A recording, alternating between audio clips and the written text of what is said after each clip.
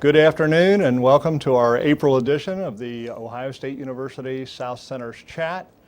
My name is Tom Worley. I am the director at Ohio State University South Centers at Piketon, Ohio.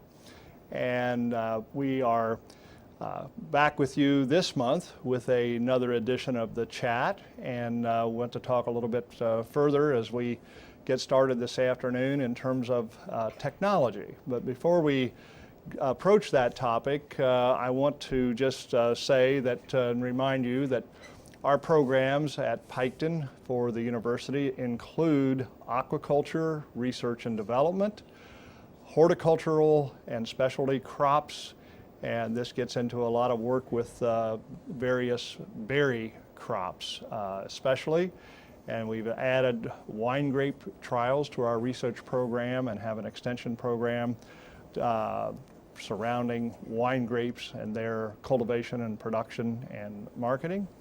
A third program is business development, and we work with all types of businesses, not just agricultural businesses, although those are included, but we have contracts that we serve small business development clients with counseling, business planning, financial planning, marketing, all the aspects that go into a success as a small business. And then the fourth major program area is soil, water, and bioenergy resources. And this has a lot to do with using our natural resources in agriculture, but also sustaining those resources and developing new uses for biomass in terms of renewable energy are part of the trials that we have. So we'll be highlighting some of those other programs and later programs as the months go along.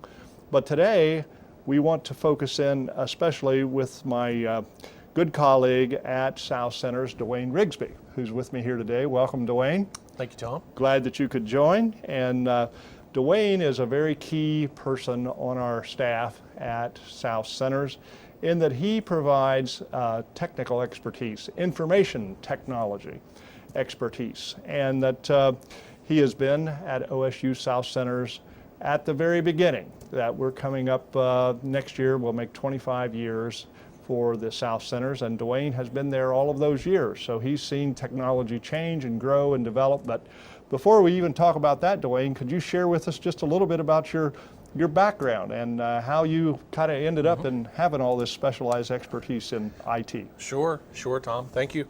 I've been at the center since it opened in 1991, I believe it is. Started out not as a technology person at all. Actually started out as a research assistant. When the facility opened, we had only a small amount of technology. I believe we only had on hand, we only had technically one computer, one PC, I should say, IBM brand. Now, we had another system that was called Next computers, and they were like an off-brand or an offspring of Mac, if you would. And everybody knows what a Mac versus a PC is. But we had a Next system, and they were just other brand machines and really expensive to a degree. But back then, every technology was expensive. It was pretty new, wasn't it? Yeah, everything was pretty new, exactly. So, but we only had maybe 5 of those even. So we were really limited on computers at that time. And and where we're located in Piketon, we're a couple of hours from Columbus. So we really never had a lot of I'm not going to say communications, but not a lot of support came from Columbus to help us out and grow and make that work really good for us. And our the original director was kind of in that role. He was kind of a techie, if you would, and did things of that nature. And he was the one that really supported it at the beginning. And then I basically, at lunchtime and anytime we were in the building and such, I first started in the field. So I was a research assistant. I helped out in the crops and on aquaculture as we were there. But planting, harvesting, grabbing fish, putting them back in the ponds, you name it. That's what we did. There was only a few of us there. I think there was about 3 of us outside total.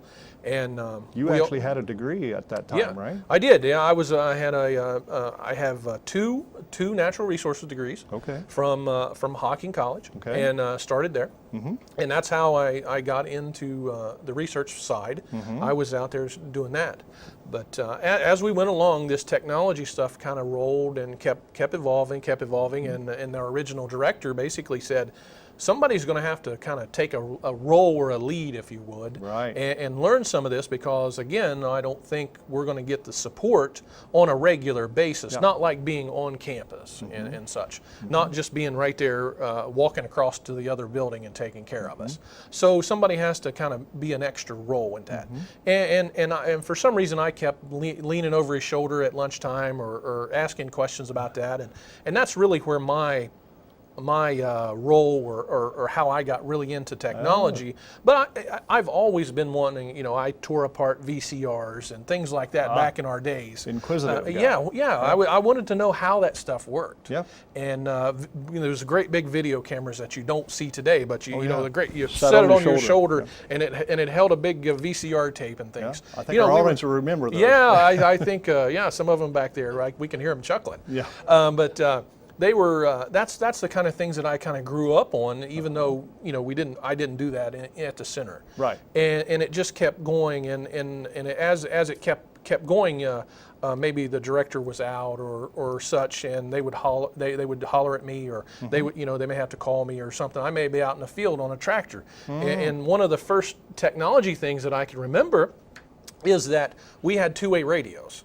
There at the center, and just like little walkie-talkies, if you would. Now they were a little more powerful walkie-talkies, but we bought basically you would say top of the line if you could, and that was our communication between the center and the staff outdoors.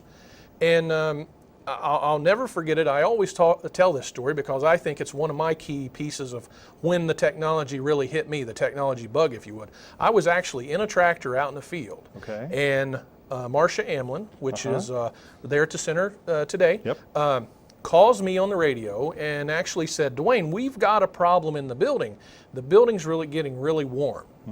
And there was no one else around that could help us at that time. Control the HVAC. Control the HVAC, if you would, the heating and air system. Yeah. And it was a nice hot summer day out there. Ooh. And Marcia gets on the radio and hollers at me, and I'm going along in this tractor, actually disking, I think it was disking, plowing, I don't remember exactly which one it was. And I'm telling her how to reset things as I'm in the tractor. And that was really the first bug that really hit me, and that's when it really got involved more into technology, into the center itself, and then it involved into telephone systems. It evolved into the internet more for us. It was there before, but we never really, other than email was our key communication there. We all went to one computer and checked our email. At the very beginning, yeah, it was really basically one.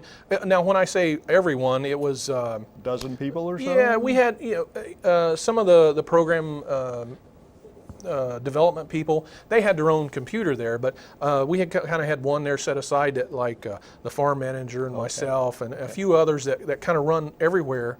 We just went there at lunchtime and grabbed an email or whatever if we needed to send something. Or, And now we're so dependent on email, we can't hardly operate if the internet goes down. Exactly. It seems like that's the key, the prime thing for communication is email and stuff for the professional people, I guess, if you would.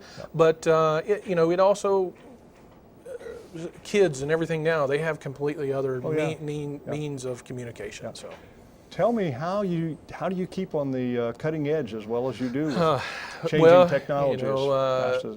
Technology does change almost daily. There's so much that changes, from computers to the internet, if you would, the way it runs, the speed of it, things like that. Now our mobile. And now, I actually brought your phone and everything right here. This is kind of the life of the technology guy, if you would, or person, I should say. And it's really a small computer. That's really what it is. You can get your email. You can do all kinds of word processing, you name it, on there, and things, and other things that we'll talk about shortly. But it's really, I do a lot of online looking, researching, things of that nature, and a lot of hours after the job to keep up on it. That's 'Cause really this the way it something is. that you really enjoy. It is way It more is. than a job. It is really way more than a job. To stay up on this and to stay so, I'm not going to say I'm not cutting edge by any means, but you have to keep following the curve and not fall off the curve. You're part of a professional society as well as. I am actually. A couple of years ago, I got more than a couple of years ago, I got involved in a conference that we call NETSI. It's called the National Extension Technology Conference. It's held every year at a different university Around the country. around the country, around the U.S. Last year we were in Kansas. This year we'll be in Montana. Oh, wow. And a couple of years, 2 years ago, I got on the steering committee. We have a steering committee and such, and then I was actually voted. I'm now the president of the organization, and we made it. Congratulations on that. Yeah, thank you. It's a full organization now. We're members strong. We're keep going, so we're glad of that, and and that's another way that we educate ourselves. Yeah. Share information. Share what other universities are doing, and a lot of times we pick up and say, "Hey, how do you do that?" That's what we're wanting to do. So that's how we work. And the real mission is to try to adapt technology as we try to deliver our extension information, the education, the data, the research results, is to make use of technology more and more. Right. Yeah, and it's the way to get that information out there. And I think because there's so much that the public's doing today. Years ago, we would have programs and things like that to where they would come to the extension office or our center, and there would be 50 or 100 people there on a regular basis, and just today they're not because of family life, having that maybe second job now and things like that they just can't come and get that information, and also now that the internet is so prominent that they can grab it anywhere. Exactly. And so we have to adapt to get that information up there for them, for us to be in that lead role, if you would, if at all possible. Yes, we feel it's important to try to embrace the technology in these programs that I described at the beginning, in terms of information about fish farming and information about berries and soil and business, to make that available more and more on the internet. And I know we have a long way to go, but we are started down that path, and even our program today is a little bit of that in terms of using a new medium to create recordings that can be preserved, that we get it, hopefully some information captured that can reside in cyberspace, and people can access that, not necessarily at 3 o'clock on Wednesday afternoon, but that it's available 24/7. It's available 24/7 whenever they're looking for it. So we're grateful to be embracing this technology today, and then, indeed there have been many, many changes. So part of what our mission is at South Center is to be a leader in technology, even though we have to be honest. I know you would correct me, and I think you already did once, about being on the leading edge. We're far from the leading edge. Universities just don't move that fast. They don't have the budget to buy the latest and the greatest every time. But we do our best to try to help educate the general population through trainings and workshops. Would you want to talk about some of the examples of these programs that we've had in the region that try to get people a little bit more acclimated to adopting technology and making good use of it? Sure. Some of it started out with our Business and Economic Development Group. A few years ago, we actually started with some businesses that were startups or some existing businesses. They actually wanted websites or web pages, if you would. They never had anything to advertise, a way to advertise or a way to sell, and they wanted to start that more. So what we did was we first developed a small curriculum program and actually offered training on how to develop web pages or a website in general. And from everything to I don't have a website, period, how do I start, to, find your domain name or the name that, when you type in a web address bar. For us at the center, it's southcenters.osu.edu. So things like that.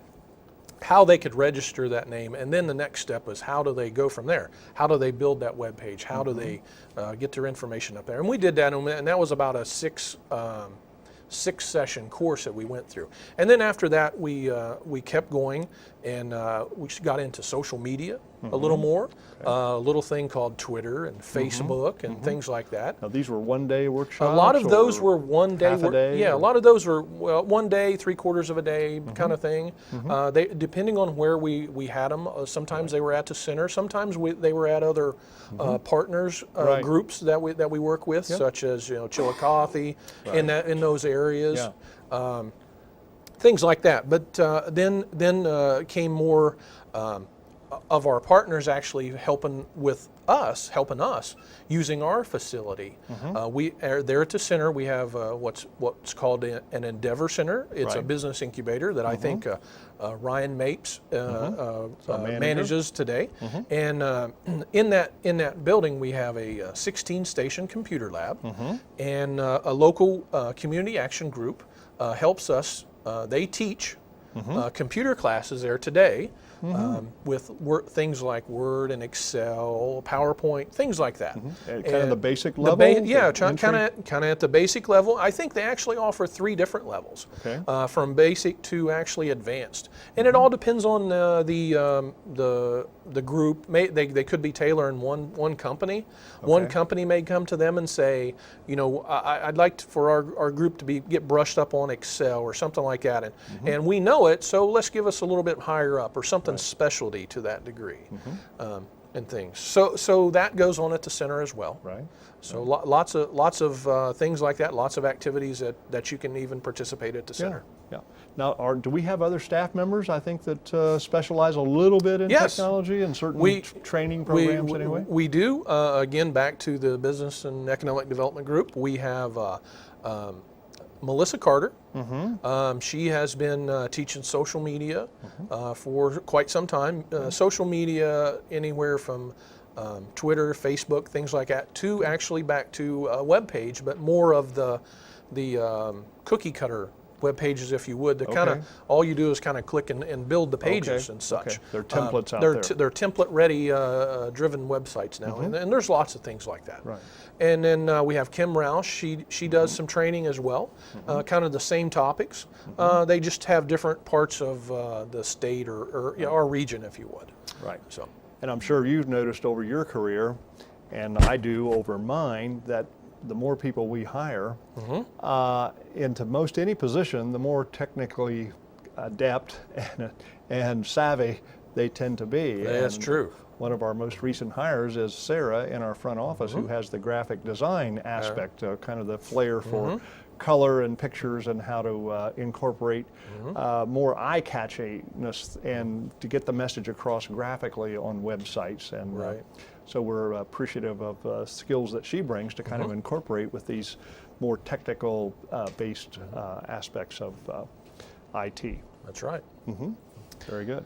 The other things that we do, and in some cases will educate the public, and sometimes, and I guess I should say the public educates us. Oh yeah, it's a two-way street, I think. Because in where we're located in southern Ohio, rural Ohio, if you would, we don't have the access that some big cities and things like that do have of internet access. Right.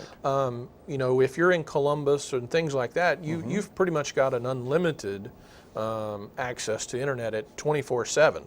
To where if you're living in southern Ohio, southeastern Ohio, things like that, a lot of times we're dependent on access, meaning that you may have DSL, you may have cable. You may have to rely on a satellite dish because you don't have access to cable, or the phone company can't provide you a DSL cable. And a lot of times they say, well, you have a telephone line, and that's where that modem came in a long time ago. Was over the phone line. Over the phone line, yeah. And so now the phone company has gotten to where they can offer high speed, but not to everyone still yet today. A lot of people think that the phone company provides that, no problem. They can't do that to every location still today. And a lot of people in southern Ohio have to rely on either a satellite dish, and they get it from up in the space. So that's where that came from. Now, if they happen to be in a place like Portsmouth or Jackson or Gallipolis, they would most likely have access to some sort of a cable high-speed access. Is that a true statement? Well, they could, yeah. They again, the cable company could offer high-speed access to them. There's other things.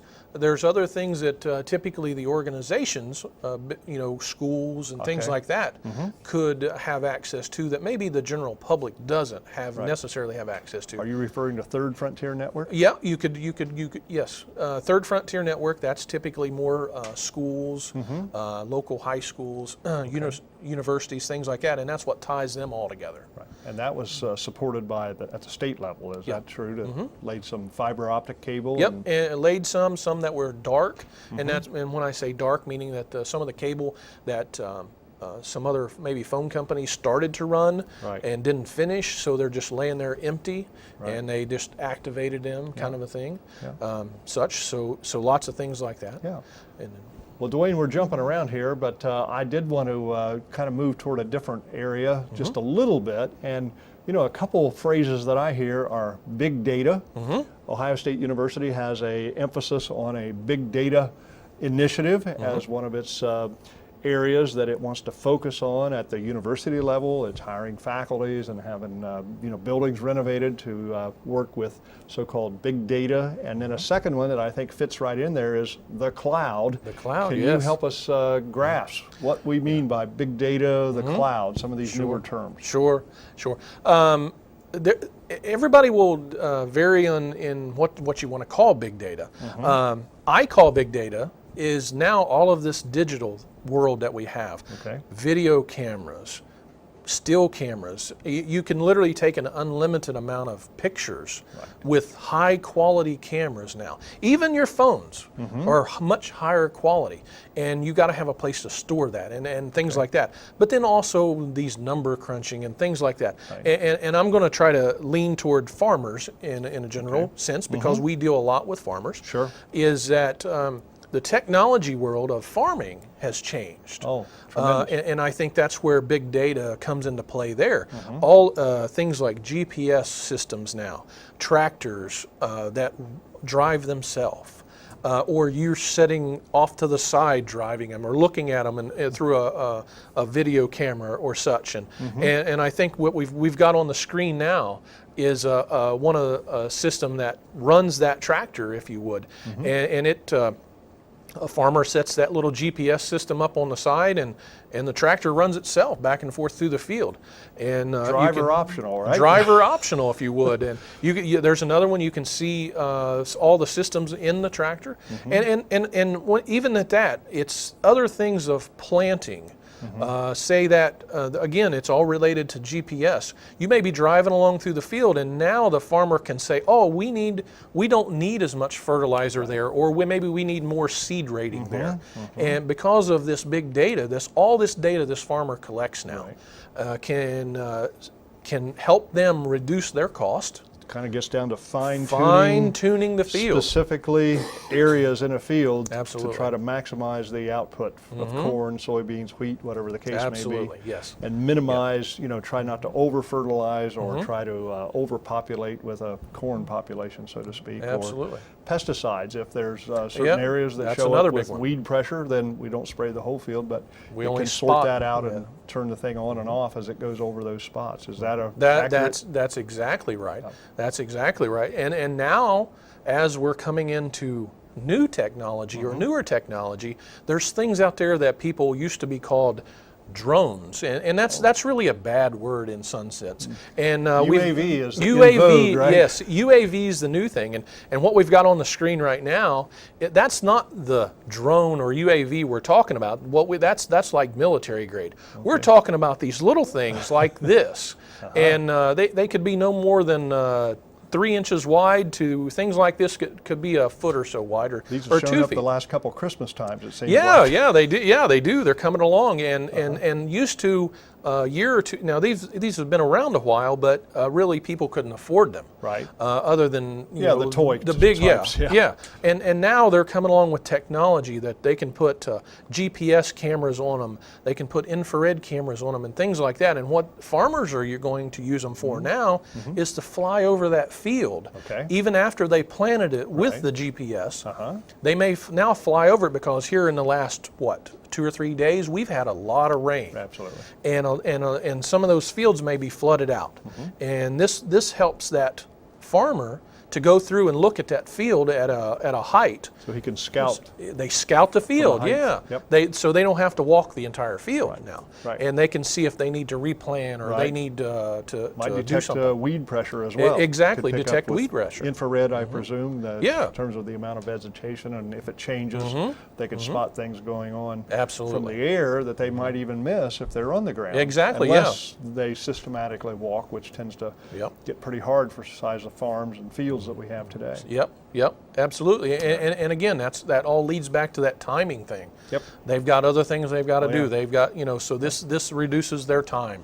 And a lot of these managing. applications of fertilizer or pesticides needs to be timed very precisely to have the maximum benefit right. for the dollars invested. So I think it's a real benefit and holds a lot of potential to increase the efficiency of our farms even more than they have over time. Yeah, and that's where all that big data comes from. There, all of that stuff has to be collected somewhere, and that's where you're talking about the cloud. You're talking about what's called external storage and things. One individual can't hold all of this data, so we use what's called the cloud now. And really, all the cloud is another computer up in the not in the cloud. It's attached somewhere It's through the internet. wirelessly routed, though, more or less, at some Not point. necessarily. It could be a combination of both, wireless and wired.